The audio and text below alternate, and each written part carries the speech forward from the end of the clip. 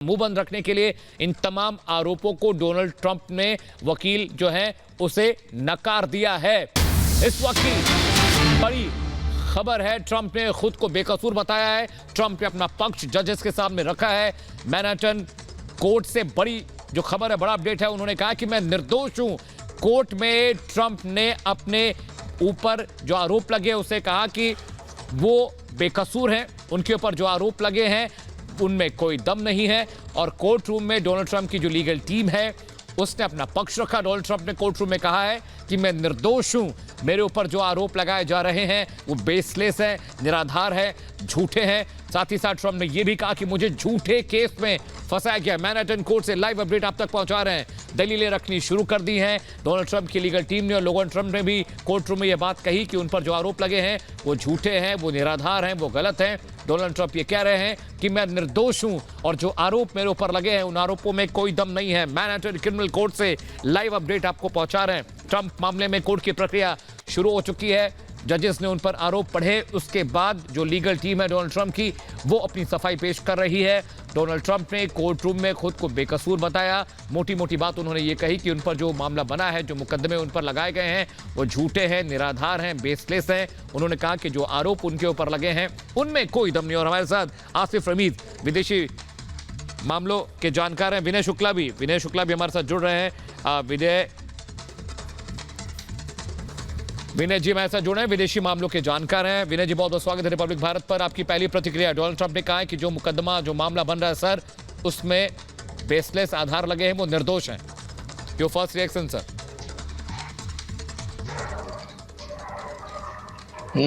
बात यह है कि जो सारा मामला अमेरिका में इस टाइम जो इलेक्शन आने वाले हैं और जो एक तरह से बदला लिया जा रहा है, ये बहुत खतरनाक चीज है। अमेरिका का अंदरूनी मामला जरूर है, पर ये अपने को काफी मतलब दुनिया भर में जो अपना जो स्टैंडर्ड बताते हैं, तो क्योंकि वो राष्ट्रपति ना तो अगर था तो इम्पीचमेंट भी नहीं हुआ, और इस तरह की जो घटनाएं हैं वो बहुत बाकी देशों के लिए भी बड़े खतरनाक होती हैं, आंतरिक उनकी राजनीतिक जो है विकास के लिए। ठीक है, तो और ये देखने से पहले ही लग रहा था कि उनसे बदला लिया जा रहा है ट्रंप से। ठीक है सर। आसिफ जी मेरे साथ। आसिफ जी, आपको भी ये लगता है कि डोनाल्ड ट्रंप से बाइडेन प्रशासन बदला ले रहा है? आपको भी ये लगता है?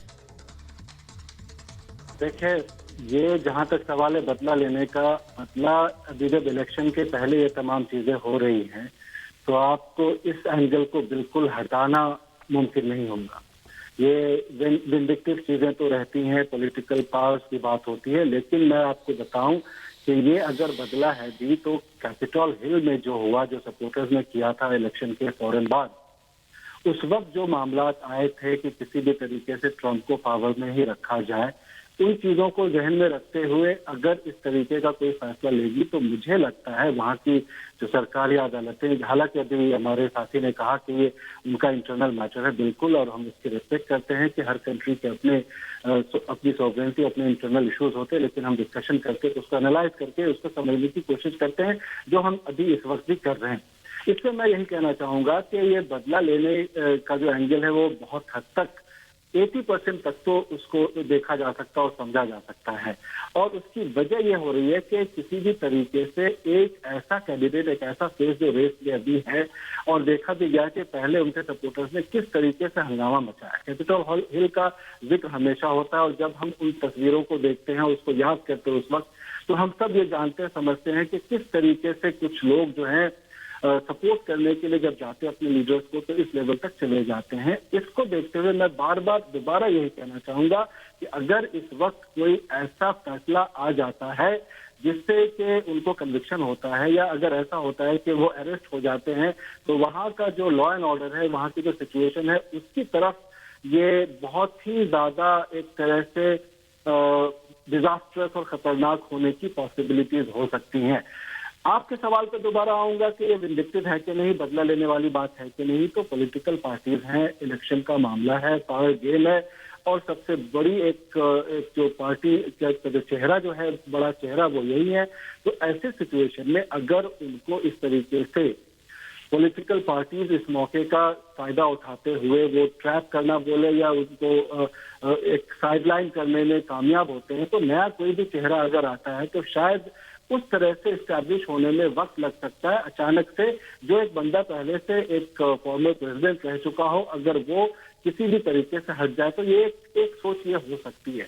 लेकिन अभी जो ये मामला है उसको देखते हुए यही लग रहा है कि वहां पे लॉ एंड ऑर्डर की सिचुएशन को नजर में रखते हुए और कैपिटल हिल्स में जो चीजें हुई थी उसको नजर में रखते हुए कोर्ट, मुझे लगता है, बार बार मैं कह रहा हूं कि इमीडिएट उनके कोई भी कन्विक्शन या कोई भी अरेस्ट करने की जो है पॉसिबिलिटीज। बिल्कुल सर, आप वजह फरमा रहे हैं, लेकिन विनय जी मैं आपसे समझना चाहता हूं, एक ऑरा होता है प्रेसिडेंट का, चाहे वैक्स हो चाहे प्रेजेंट हो, और प्रोटोकॉल ये कहता है कि उनको हथकड़ी भी नहीं लगेगी। जैसा कि आसिफ सर बता रहे हैं कि बहुत मुमकिन है कि उनको बेल देके और इस मामले को ट्रायल की तरह आगे बढ़ाया जाए। हाँ, ये भी संभावना है, पर एक बात है कि ट्रंप ने के खिलाफ जो असली जो था, जहां पे मुकदमा चल सकता था जी, वो ये कैपिटल हिल पर उनके सब इनका हमला। पर इस तरह की दूसरी चीजें जो हैं, अब ये तो बहुत काफी मतलब बताता है कि काफी जो अमेरिका के आजकल जो राजनीतिक स्तर है, राष्ट्रपति बाइडेन के सामने जो विश्व में बहुत सारी, खासतौर से यूक्रेन युद्ध वगैरह के चक्कर में काफी समस्याएं हो गई हैं। यूरोप में भी उनके साथी देश जो है, अलाइड देश हैं, उनके साथ भी उनकी संबंधों में तनाव है। तो ऐसे मौके पे जो ये अमेरिका की जो विदेश नीति और आंतरिक नीति के में जो गड़बड़ है बाइडेन जमाने के, राष्ट्रपति बाइडेन के काल की, उनका जो उनकी तरफ से ध्यान बटाया जा रहा है, मुझे तो यही लगता है। ठीक है, विनय जी मैं आपके पास लौटूंगा। संजय सोई भी हमारे साथ जुड़ गए हैं। सर, पहला रिएक्शन आपका चाहूंगा। कोर्ट रूम में ट्रंप ने कहा है कि जो 34 मामले उन पर लगाए गए हैं वो निराधार हैं, गलत हैं, वो निर्दोष हैं। यानी आपको लगता है कि मामला अब ट्रायल की तरफ बढ़ रहा है, जेल होने की बजाय उन्हें? नहीं, ऐसा है कि देखिए, ये बात तो वो पॉलिटिकल मायने लेने की पहले दिन से कोशिश कर रहे हैं कि उनके खिलाफ जितने भी मामले हैं सब निराधार हैं और पॉलिटिकली मोटिवेटेड है। और यहाँ पर ये बात जो कानूनी प्रक्रिया को देखते हुए, समझते हुए, डेमोक्रेसी के अंदर जिस प्रकार से चलता है, यहाँ पर इसमें मुझे पूरा यकीन है कि एक लंबी प्रक्रिया चलेगी। अगर कुछ सजा होती भी है तो उनका वकील, अटॉर्नी जो है वो अपील डालेगा, अपील डाल के फिर अगली तारीख होगी, नेक्स्ट लेवल के कोर्ट में जाएंगे, तो 2-3 साल इसी में लग जाएंगे। और जब तक ये इस तरह से चल रहा है, केस चल रहा है, तब तक वो इलेक्शन लड़ने में संभव है और एक अपने आप को विक्टिम कार्ड करते हुए वो इलेक्शन लड़ने की कोशिश करेंगे कि मुझे किस प्रकार से बाइडेन अपनी कमजोरी को छुपाने के लिए, आज अमेरिका में जो इकोनॉमिक फेलियर हो रहा है, अमेरिका का नेस्डैक और डो जोन्स 20% डाउन है, दुनिया भर में अमेरिका फालतू में खर्च कर रहा है। वो कई बार कह चुके हैं कि अगर मैं होता तो यूक्रेन युद्ध ही नहीं होता। तो ये बातों को वो कैश करने की कोशिश करेंगे कि बाइडेन ने इन सब कमजोरी को छुपाने के लिए ही मेरे खिलाफ केसेस किए हैं। और ये बात धीरे धीरे एक नैरेटिव सा बिल्डअप किया जा रहा है शुरू से ही कि बाइडेन एक कमजोर राष्ट्रपति है और ट्रंप एक स्ट्रांग राष्ट्रपति रहा था जिसे दुनिया में किसी की चिंता नहीं की और जहां पर जो करना चाह किया। हालांकि कई बार देखा जाए तो इसमें कंसिस्टेंसी का काफी विरोधाभास रहता था कि कभी एक बात, कभी इधर कभी उधर, ये उनके समय में होता रहा है। लेकिन एक स्ट्रांग लीडर के तौर पर उन्होंने अपने आप को हमेशा प्रोजेक्ट किया है। अमित जी। हाँ मेजर साहब, मैं आपके पास लौट रहा हूं। आसिफ भी मेरे साथ बने हैं। आसिफ सर, क्या कहीं ना कहीं, जैसा कि बता रहे हैं सोई सर भी, कि पॉलिटिकल माइलेज लेने की तो बात है, लेकिन क्या ये नैरेटिव भी गढ़ा जा रहा है कि बाइडेन एक कमजोर राष्ट्रपति है?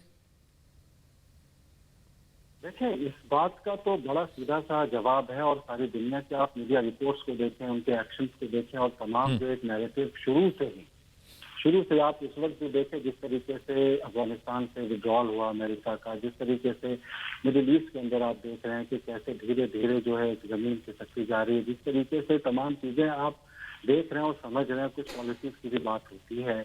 तो ये कमजोर राष्ट्रपति होने का जो एक नैरेटिव जो आप ट्रंप ने चलाया, उनकी पार्टी ने चलाया, या दुनिया जो देख रही है, वो बहुत हद तक ये चीजें जो हैं, हम जो तमाम चीजों को देख के समझते हैं, वो कहीं न कहीं सही होता हुआ नजर आता दिख रहा है।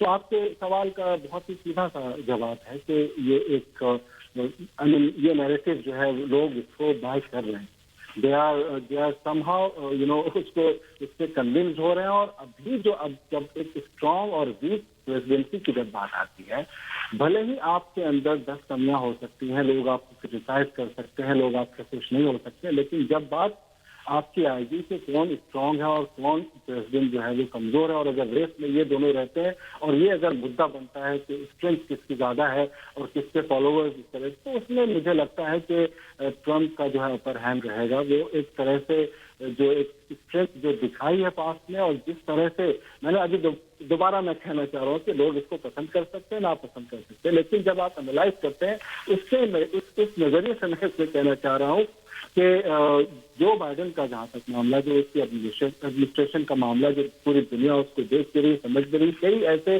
फैसले हुए, और यहाँ तक कि आप यूक्रेन और रशिया के वॉर को भी देखें, या दूसरी तमाम जो मिसालें आज की डेट में दिख रही है, कई ऐसे कंट्रीज जो है वो हाथों से खिसकने लगी, दुनिया के अंदर जो है अलग अलग ब्लॉक्स बनने लगे, ईस्ट एंड वेस्ट का मामला फिर दोबारा से उसी तरह से गर्म होता चला गया।